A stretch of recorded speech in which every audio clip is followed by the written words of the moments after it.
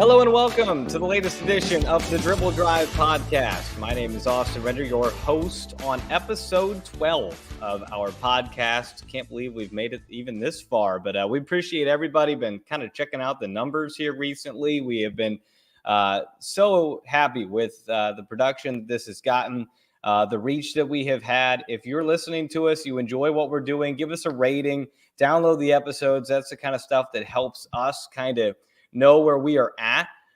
So that kind of stuff helps. Like and subscribe. Check out our YouTube channel. It's the Back Home Network YouTube page is where all the video versions of this are. If you're more of a watch along type of person, a lot of great episodes are available right now. The first 11 out there. The Charlie Cream one's a really fun one if you just kind of want to hear about all the teams in the Big Ten.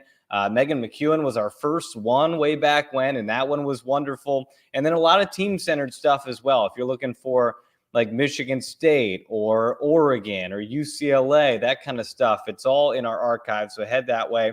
We're still working on previews. We're going to keep churning them out here. We still have some time, but November will be here before we know it.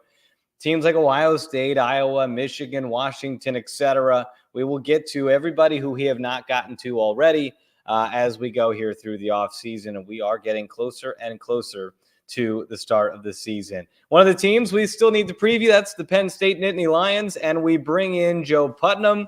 He is one of the voices of Penn State women's basketball. Joe, welcome to the show. Thanks so much for joining us. Glad we could get you in here amidst that the State College Spikes season, which I know you're involved in as well. Yes, indeed. State College Spikes, part of the MLB Draft League in baseball. And as we wind up the 2024 season there, it's going to be full steam ahead to Penn State Lady Lion basketball season coming up starting in November. A lot of changes here in Happy Valley, but very pleased to be welcoming back some familiar faces. And certainly it's a new look Big Ten, Austin. I know you and I both are very much looking forward to seeing some of the new locales across the country in the Big Ten. It is going to take some adjusting, I think, to get used to everything that's going to be new in this conference between new teams, new tournament structure, teams missing the Big Ten tournament. That kind of stuff is going to be, obviously a lot of mainstays in the conference as well, like Mackenzie Holmes and Caitlin Clark and in Penn State, McKenna Marissa. All these players are no longer in the Big Ten anymore. They are gone. They have graduated. And there's a new wave of talent coming through the conference. Let's talk 23-24 Penn State before we get into kind of what to expect this year. You look back at it, started the season hot, some big wins, Kansas, Oklahoma State, that really impressive performance despite the loss with USC. Well, did you sense something different about this team when the season started as maybe compared to previous seasons? Like, okay, there is something here we can build on. Absolutely. You know, McKenna Marissa was back already, had, reached such great heights with the Lady Lions. The 2,000-point plateau, she kept on climbing up the career scoring list, but it wasn't a one-woman show by any stretch, not with such great pieces like Tay Valladay coming in. Several phenomenal performers, and even folks like Jayla Oden and Mariah Murray, who came through with flying colors as role players for the Lady Lions last year. It really was a different sort of team, and I think really it all came together when Ashley Owusu was able to return to action for the first time in over a year, and she really was that key ingredient that took the Lady Lions from a good team that took USC to the limit down in the Bahamas to a potentially great team, and a 6-game winning streak, a huge win over Maryland. Not many teams beat up Maryland the way Penn State did at the Bryce Jordan Center. But then really the turning point of the year, the trip to Minnesota, Tay Valladay goes down. And after that point, Tay had been a great contributor. She had put up a couple of 20-point games, had reached career highs in several offensive categories. But she also was that really leader vocally and in terms of on the floor with that toughness. And so Penn State had to find itself over the next 5-6 games following her injury. And in that time, things went against them. So when it came time for the tournament announcement, I think Penn State was still hoping to be in contention, hoping that the body of work was enough to put them in, and unfortunately did not hear their name called for the NCAA tournament. But able to play in the WBIT, the first ever edition of that tournament, sort of the equivalent to the men's NIT, of course, and being able to progress all the way to the WBIT Final Four in Indianapolis, I think is something for the Lady Lions to really build off of. They built some momentum, some tough wins at home, and a big win against Mississippi State, holding on in the quarterfinals at home to be able to get to the WBIT Final Four. And a great experience. It was a wonderful experience, but it was a Lady Lions squad that certainly was looking to make an impact in NCAA tournament play. They weren't able to do that last year, but now, things have changed a bit entering this season. But I think, you still have several players who were important to last year's team, and Jayla Odom, Mariah Murray back, and Allie Campbell as well, who's been through so many injuries. She's a local product. She's from Altoona, Bellwood Antis High School, set several records there, won 2 state titles. And, she is looking in her 5th season to really be a catalyst for what this Lady Lion program can be. I think in terms of a Lady Lion heritage, you can really draw comparisons between her and McKenna Marisa in that respect. But Allie's, like another coach on the floor, very intelligent player, very strong defensively as well. And, this is a Penn State program that has consistently picked up its defense over Carolyn Keeger's time here. And I think you're going to see even more improvement in that area in this coming season. All right, that's the end of the podcast. Joe just gave us a great synopsis of everything. We're good. No, that was wonderful. I mean, just taking us right through. Just it felt like we were on a Penn State Lady Lion journey there. You mentioned the WBIT and getting to the semifinals there. It is a very different team this year. It's going to be a lot of new for this Penn State team. But do you still feel like there is something to build off there? There is something for just the program as a whole to have tasted some postseason success?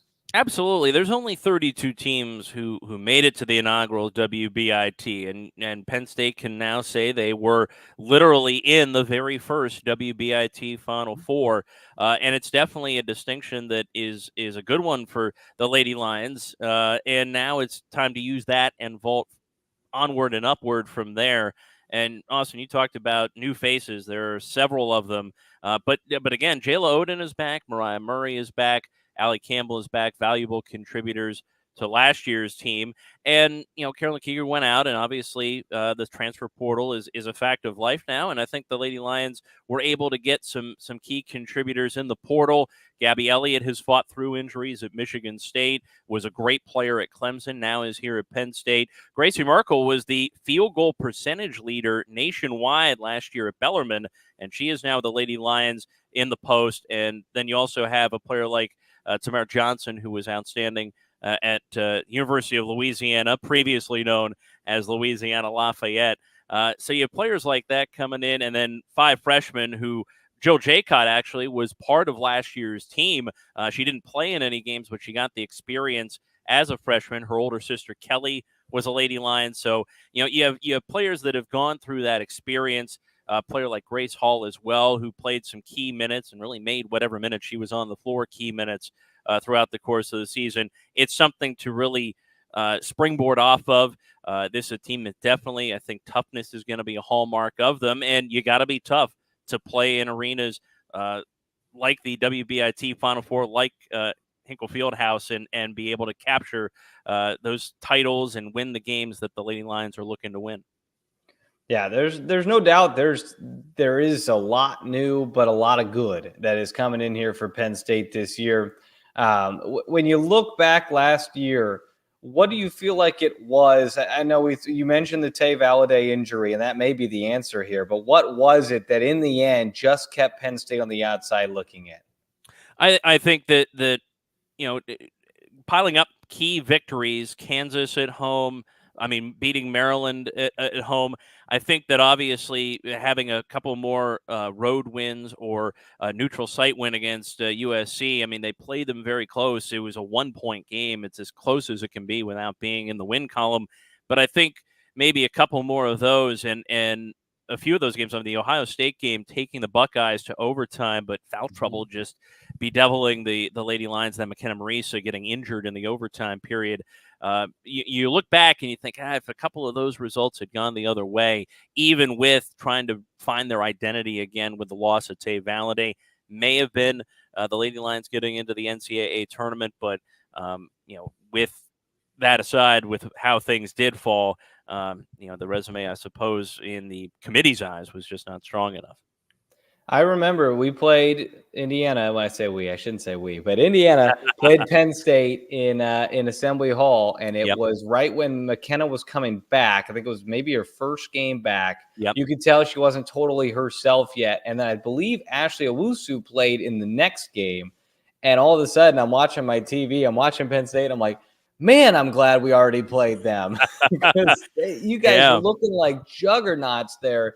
Kind of late January, and then obviously the Tay Valladay injury kind of takes things down a notch.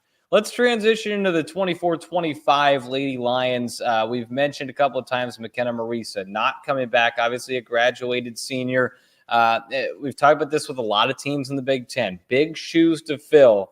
We just talked about this with Allie Papberg last week for the Mackenzie Holmes spot with Indiana. You can't do it with one player more often than not. You don't want to try and do that with one player, put all that on one person. So it's got to be a group effort. How does Caroline Keeger try and fill in those shoes of McKenna Marisa? Well, with Caroline Keeger, I mean, you had really a player, McKenna Marisa, who was such a consistent scorer, and then in her fifth year transformed into really a player who would do whatever it took. It didn't need to be scoring 20, 25, 30 points a game. It could be playing tough defense, providing that senior leadership. And now you're going to still see leadership from a lot of different areas. I mean, there's some veterans coming in. I talked about Tamara Johnson, Gabby Elliott. They're both fifth-year players. Gracie Merkel coming in as well. As someone who's already led the country in field goal percentage. And with Allie Campbell still around as well as a fifth-year player, I think that's where the leadership aspect will come from. Where the scoring will come from, it's definitely by committee because, 20, 25, 30 points a game, unless you come up with a superstar right out of the gate, you don't expect to find one player who's going to provide that. So it's definitely going to be a joint effort there. But Jayla Oden is a player who really picked up her scoring. Mariah Murray actually began her freshman year as mostly a three-point threat off the bench, but made huge strides defensively. In fact, when the Lady Lions played Iowa at Carver Hawkeye Arena, the strategy was to basically have somebody on Caitlin Clark at all times, all 94 feet of the floor. And Mariah Murray, more often than not, was that player that was harassing Caitlin Clark all the way around the floor. So definitely, I think that speaks to her tenacity as a player and being not just a three-point shooter, which she is a tremendous three-point shooter, but definitely a complete player who can take that next step as well, become a more complete scoring threat. And I think probably an X factor in my eyes is Grace Hall. She also was battling injuries, had spent time at LSU, came into the program last year, but really in several games, she would only play 5 to 10 minutes, but those would be 5 to 10 impactful minutes. And I think now the key for her is going to be to take that to the next level. She has tremendous athleticism in the post and tremendous athleticism inside against defense on the defensive end as well. Facing those bigger post players, she can make up that height differential that perhaps might be the case with her athleticism and her tremendous leaping ability. And she can definitely get out and run, or she can buckle down if that's the game that you want to play. I mean, that was a Lady Lion team that could play all styles last year. And this season, definitely I think you're going to see a lot of buckling down and, again, even more strides on the defensive end. And Grace Hall is probably going to be a key factor in that as well.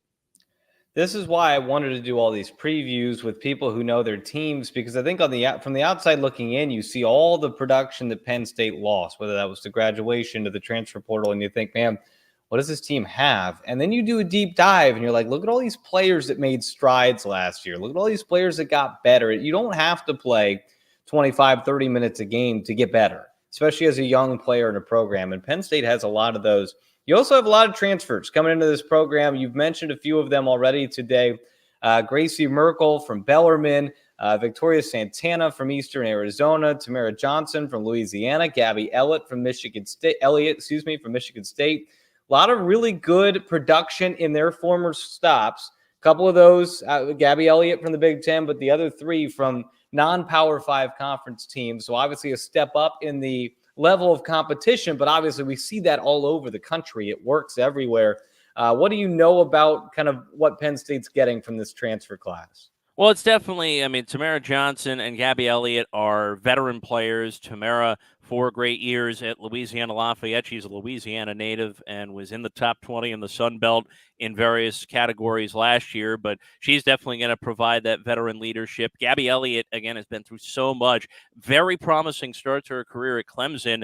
Then injuries, transfer to Michigan State, but she has fought through them all. And you want to talk about tenacity and toughness. That's definitely Gabby Elliott. So she's back in action again. And you mentioned Victoria Santana as well. A JUCO player in Arizona, was a tremendous player, really on a winning team, was able to make a lot of great plays, was a defensive player of the year in the JUCO ranks as well, and all-conference first team as well in the JUCO ranks. So she's able to come in, a native of Brazil, to really be a great factor for the Lady Lions. And then Gracie Merkel, 70.2 her field goal percentage last year. Not bad. When do you ever see that? Yeah, she was number 1 in the country, but it was number 1 with a bullet. And, she's 6'6" in the middle. So it's going to be tough to move her around in the post. And I think working with Terry Williams, working with Pam Brown here, the assistant coaches, and of course with Carolyn Keeger as well, Gracie's only going to get stronger in terms of moving in the post, in terms of just adding that basketball IQ to the tremendous physical gifts that she has. Oh, and that fills the hole of Allie Brigham, who really improved last year for Penn State in that 5 position. I thought she was a load down low and probably had her best season last year. So kind of plug in place with Gracie Merkel coming in. Freshman-wise, you've got a top 100 national recruit in Cam Rust, the top recruit out of Kentucky, Shaylin Steele, some others, as you mentioned, Jill Jaycott, sister of a former Lady Lion. So a lot coming in with this freshman class as well. Do you feel like there's a couple of these that could make an instant impact this year?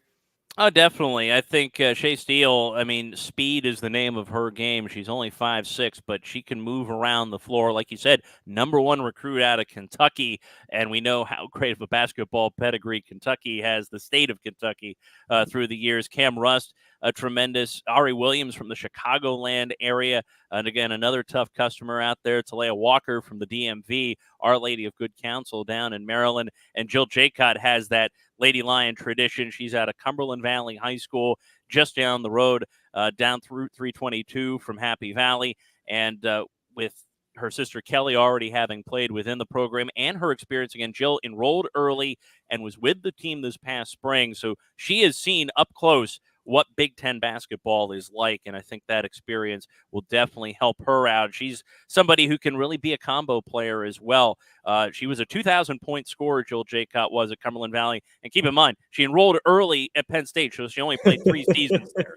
So that shows you how much success that she had at a 6A, which is the highest class in Pennsylvania, a 6A program there, and certainly looking to do exactly how what her sister did for this Lady Lion program.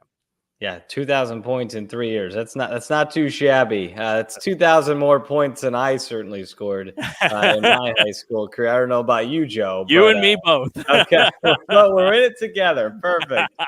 Well, the beauty of having of being in the kind of the later portion of our previews here, the second half, I guess, it's hard to get through 18 teams in this conference now. Yep. But now we've got non-conference schedules, and we can at least prognosticate or just at least talk about what's on the slate for Penn State, because we at least know a little bit of the schedule now. Obviously, headlined, I would say, by the WBCA showcase in Orlando. You can play Marshall in Georgia. St. John's is coming to the Bryce Jordan Center. Providence, Kansas. Your thoughts on what you've seen come together in this non-conference schedule for Penn State? Well, definitely, like you said, the highlight is the WBCA showcase. It's the weekend before Thanksgiving, down at Walt Disney World on the ESPN Wide World of Sports campus. So it's going to be an exciting opportunity. I had the chance to be down there last year. The Penn State men's basketball team actually played down in an event there last year on Thanksgiving weekend. So now the fact that the WBCA showcase can be there, tremendous event it will be for women's college basketball, and it'll be a tremendous experience for the Lady Lions as well, taking on Marshall and an SEC opponent in Georgia that they've been familiar with. A couple of interesting games on the schedule as well. You've got Canisius coming into the Jordan Center on November 7th, Monmouth November 17th as well. Canisius actually led by former Lady Lion assistant coach Tiffany Swafford, who got the head job for the Golden Griffins in the offseason. Courtney Roman is one of her assistants there and has been a tremendous asset to the Lady Lion program, both as a manager and in player development here over the past several years. So she's there now, so it'll be a little bit of a homecoming. And Monmouth, of course, with a lot of ties to Penn State as well. And then road games against Providence and Kansas. And I think the road trip to Allen Fieldhouse is definitely going to be one to look forward to. Big 12 opponent. Kansas came in last year on the fringes of the top 25, and Penn State was able to beat them in a high-scoring affair at the Jordan Center. I think it may be a little different kind of a game inside Allen Fieldhouse, and the hope is you don't get lost in the fog, so to speak. But that's definitely a banner game on the non-conference slate, and that's not to mention, I mean, so many great non-conference games. And then, of course, like you said, Austin, the 18-team Big Ten conference and an 18-game Big Ten conference schedule to go with it. And, I mean, Penn State, USC, Penn State, UCLA, that was a great matchup last year down in the Bahamas. Juju Watkins had a phenomenal game, and the Lady Lions played a phenomenal game as well. Like I said, did everything but win the game, but they'll look to do that this season out in L.A., so that'll be definitely one to look forward to. And then Washington and Oregon coming into the Jordan Center for us. So it would be good to see some new teams with definitely some familiar names dotting the schedule as well for the Lady Lions in the conference slate after a non-conference schedule that's definitely going to be a tester for this Penn State team. Yeah, you mentioned you guys will head to LA and host Washington, Oregon. The double play for Penn State is Rutgers. That's how the Big Ten schedule is, 18 games, so 17 games against 17 teams, or 16 teams against the other 16, and then 2 against one team. Look at me on episode 12, and I'm still trying to figure it all out. But I think we all are. Yeah, we're going to be trying to figure it out until November, I think. But Rutgers is the double play for Penn State. You'll host Indiana, Iowa, Maryland. I mean, that's great right there. Ohio State. I mean, those are positive games to have to make teams come to the Bryce Jordan Center. You don't have to go to Assembly Hall. You don't have to go to Ohio State. You don't have to go to the Xfinity Center or to Carver Hawkeye Arena. That stuff is important, especially for a team that's going to be new, going to be kind of putting all these pieces together. It's hard in August and September to make this like proclamation of, okay, I like my Big Ten schedule. I don't like my Big Ten schedule, because last year, the Michigan State came out of nowhere. 2 years ago, Illinois and Purdue kind of surprised everybody. So there's going to be surprise teams. But when you look at how the home and away schedule kind of panned out for Penn State, were there any initial thoughts for you? Definitely. I mean, looking forward to those trips to LA, looking forward to welcoming the Huskies and the Ducks, but for sure looking forward to those other great road trips as well. I mean, you've got Michigan State, which is always an interesting game inside the Breslin Center. That was a tough one for the Lady Lions a couple of years ago in overtime defeat. In fact, the Lady Lions lost every overtime game they played 2 years ago, so looking to reverse that trend this year. But Nebraska is always difficult in Lincoln, so it's definitely going to be a road schedule that tests the Lady Lions. But you're absolutely right, having Iowa, Indiana, Maryland, Ohio State, Purdue, along with Wisconsin inside the Jordan Center is definitely a help for a team that has an interesting dichotomy like Penn State does of senior leadership, but also very young players acclimating themselves to Big Ten play. So it's going to be very interesting, I think, over the course of this year. This is a team that's done a lot of work in the summertime, building that camaraderie, building teamwork, building toughness, and definitely looking to move as one unit forward into Big Ten play and really buckle things down and make those strides, especially on the defensive end. We've seen how great of an offensive team Penn State has been over the past few years, but each year they were improving on the defensive end. I think you're going to see continued improvement in that arena. And Terry Williams, who is the top assistant for Carolyn Keeger, definitely has a lot of work that she does with the defensive end, and I think you're going to see the results of that this coming year. Yeah, it's year 5 for Carolyn Keeger in State College. And when you look at what you've seen from her over those 4 years, I know you've talked a lot about the defense. What is it that you've seen grow with this program along with her 4 seasons there?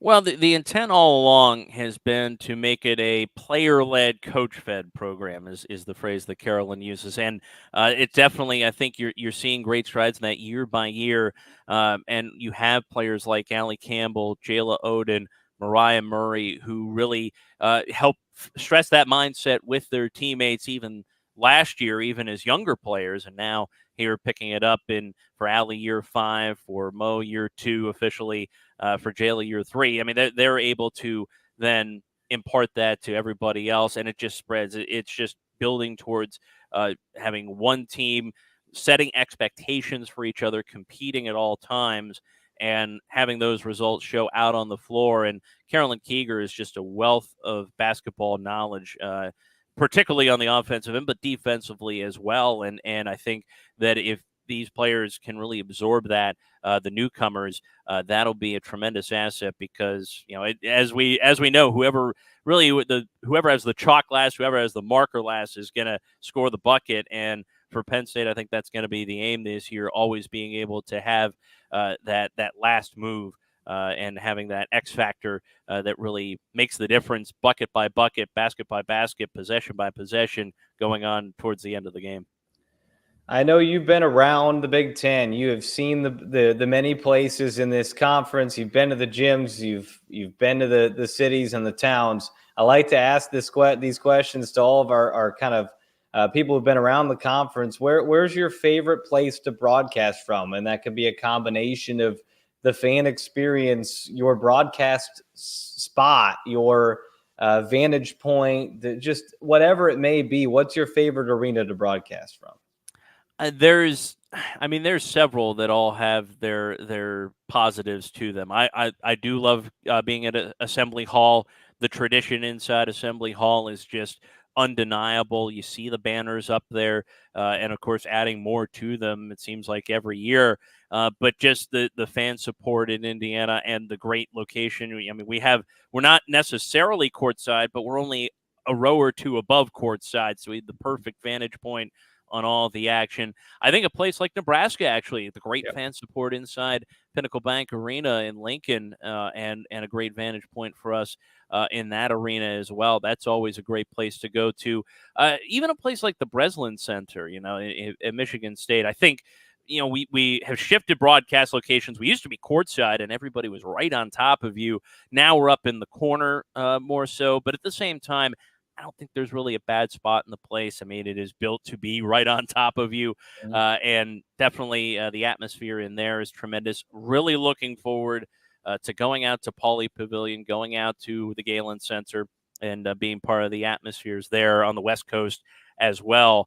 But I think those would probably be among my favorites. They're really, and even, the Bryce Jordan Center, we have the elevated position. We got to make that climb up the steps, but it's home. So that's always right on center court too. Yeah, it's right. Yeah, right on center court. So even though we got to climb up a bit, we're at center court. We get a great view of the action. It's home for us. So I think I really think in the Big Ten Conference you can't really go wrong. Even the places where the logistics for us might be a little more difficult, just the feel, the atmosphere of the building, really makes up for it. And I think I'm specifically thinking of the Rack in this instance, now known as Jersey Mike's Arena. But it is a unique atmosphere, and it definitely is set up differently than any other arena. And I think that's deliberately so. But at the same time, it's a cool thing because it is unique. Yep, I agree. There's so many good spots. Nebraska's always the one I think I gravitate to. I love being on the court, but also being across and kind of having that spot where you're not having your coach like stand right in front of you, whatever it may be. When would that happen? Shout out Coach Morin.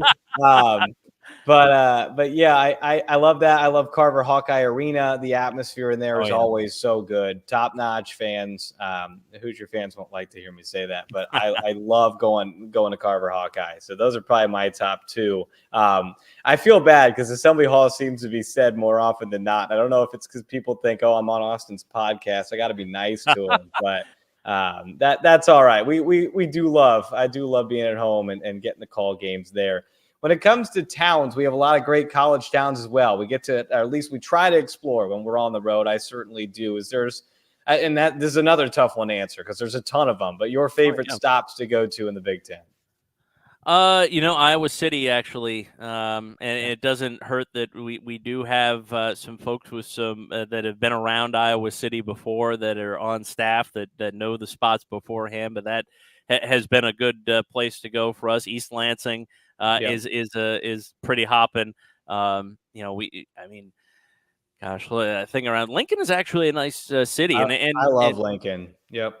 I also like Columbus, Ohio. I mean, that's another one. It's a city. I mean, it's a major league city. The Blue Jackets play there, so definitely, I think it has its charms. But speaking of the college towns, so to speak, I would say going on the road, East Lansing, Iowa City, those are always fun. Look, nowhere else has a Creamery, so the answer is Penn State. It's just no one else has a legendary Creamery. Well, and you know what? And the thing is, you got to time it up right. And I don't think it ever correlates with basketball season, but the flavor you must try if you haven't already. And there are many traditional flavors. I mean, peach paterno, the peanut butter swirl, the alumni swirl. All sorts of traditional flavors. The coffee break, but a specialty flavor that only comes out every so often is Lion S'mores. If you get the Lion S'mores ice cream at the Penn State Berkey Creamery, that is the greatest ice cream on earth. That's my opinion. I think when I went, I got Death by Chocolate. Also, I did in fact die from the chocolate, but it was amazing. I think it was when we were at the baseball series where we were dealing with cold and rain combined, but that did not stop me from getting my ice cream. So this is what we needed. We should have just done 30 minutes on the Creamery and all the flavors. Hey. Maybe a return Joe Putnam appearance will dive into the pros of the Penn State Creamery. Well, Joe, this has been wonderful. Great preview of the Penn State Lady Lions. I know you and I are both itching for basketball season, but don't wish it away quite yet. Still some State College Spikes games for you to take care of beforehand. Enjoy that. Enjoy your summer, and we'll certainly see you soon. Thanks very much for having me on, Austin. Looking forward to it, and looking forward to talking more about those Creamery flavors next time. Yes, absolutely. We're gonna. What we should do is when we come to Happy Valley, we should do a live episode of the Dribble Drive, trying different flavors at the Creamery. I think we might be on to something here. Well, a reminder to check us out on both Apple and Spotify podcasts. Leave us a review, leave us a rating. That's the kind of stuff that helps us do our product. On the Back Home Network YouTube channel and always available in podcast form. For Joe Putnam, I'm Austin Render saying so long from the Dribble Drive.